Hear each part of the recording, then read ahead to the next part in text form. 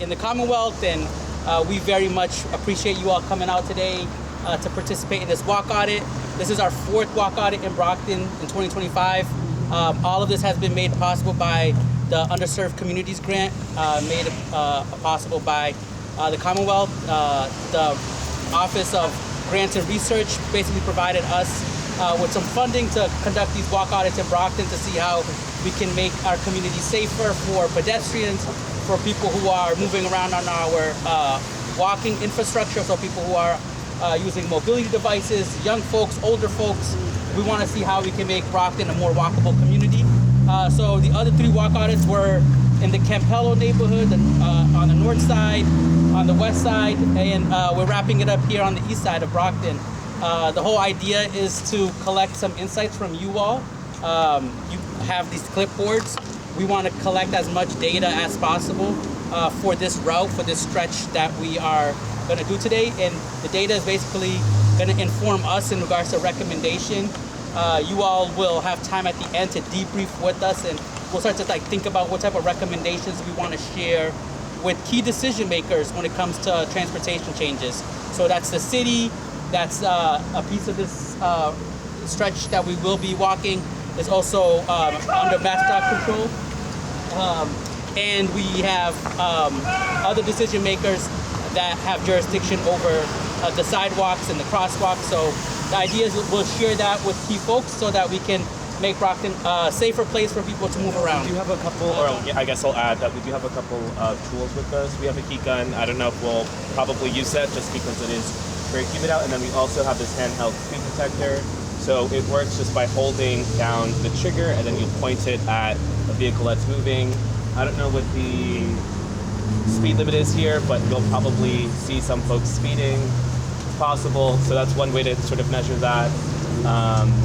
And yeah, I'm also a program manager with WalkMass as well.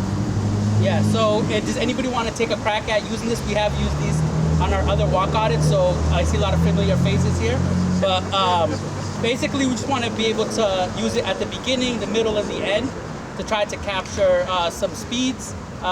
It's really, you can just put it down on your sheet. All you have to do is name the street, the speed that you captured at the beginning, middle, and end, and then we'll utilize that to reflect on our report. And if there's nobody speeding, that's fine too.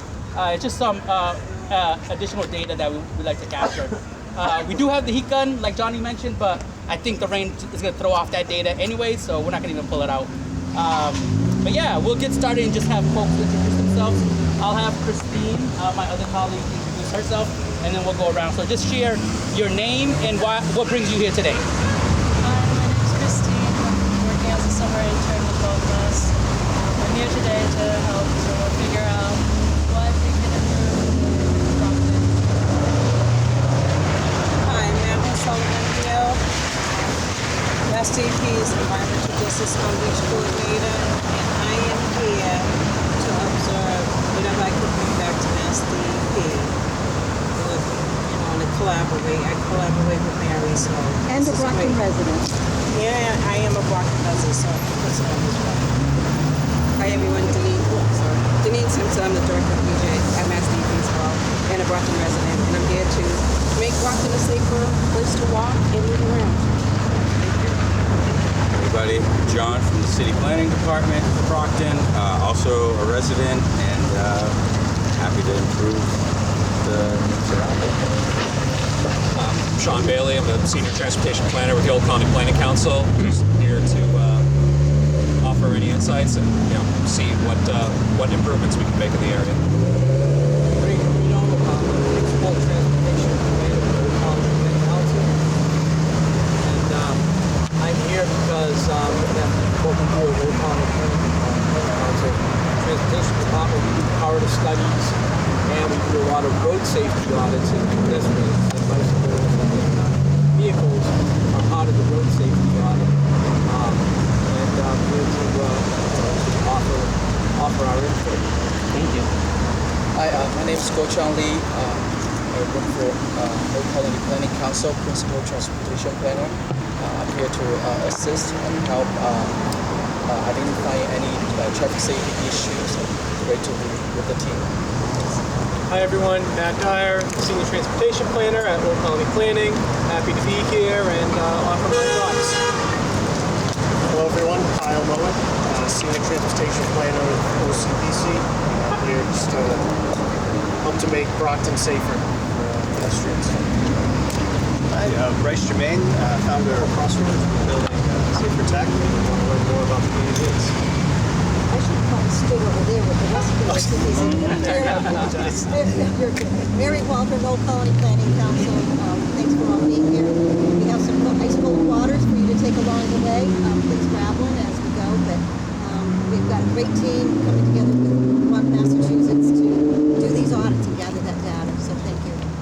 My name is Jorge Vega. I'm on the school committee for Wards 1, and I'm just interested in learning more about what we need to do to make things safer for the kids that walk to school all over the city.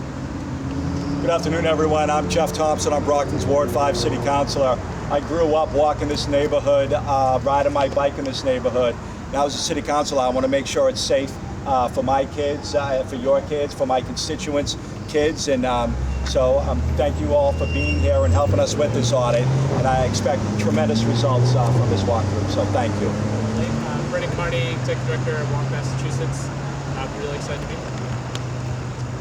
Great. So you all have this sheet here. It's supposed to help you take notes. It has 4 sections: safety, connections, destination, and comfort. We like to give at least some structure for folks who need that. So if you're thinking like, hey, I don't know what to put down for safety, just flip over to the prompt sheet and it'll give you some things to think about, like, are the sidewalks safe and smooth, and are they the right width? Is the crosswalks available? Is it raised? Is it just, is there blind spots at the crosswalks? So it'll just give you some different prompts to think about. So you can just jot your notes as you go on this sheet here. And then we'll also have an opportunity at the end just to think about recommendations. But if you have recommendations as you go, and you want to remember, feel free to flip it over and you can start jotting down your recommendation. And we have one more person. We'll have her introduce herself. Hi everybody, I'm State Representative Michelle Dubois. Happy to be here. Thanks for joining us. So I'll give you a sheet too. This is just for taking notes Thank you so of today. much. Appreciate it. Thanks. So yeah, we'll get started. The route is on your sheet, but we're gonna walk down here towards a Brockton Hospital. So we'll have to cross this intersection, and then we'll go down until Brockton Ave, and then take a left.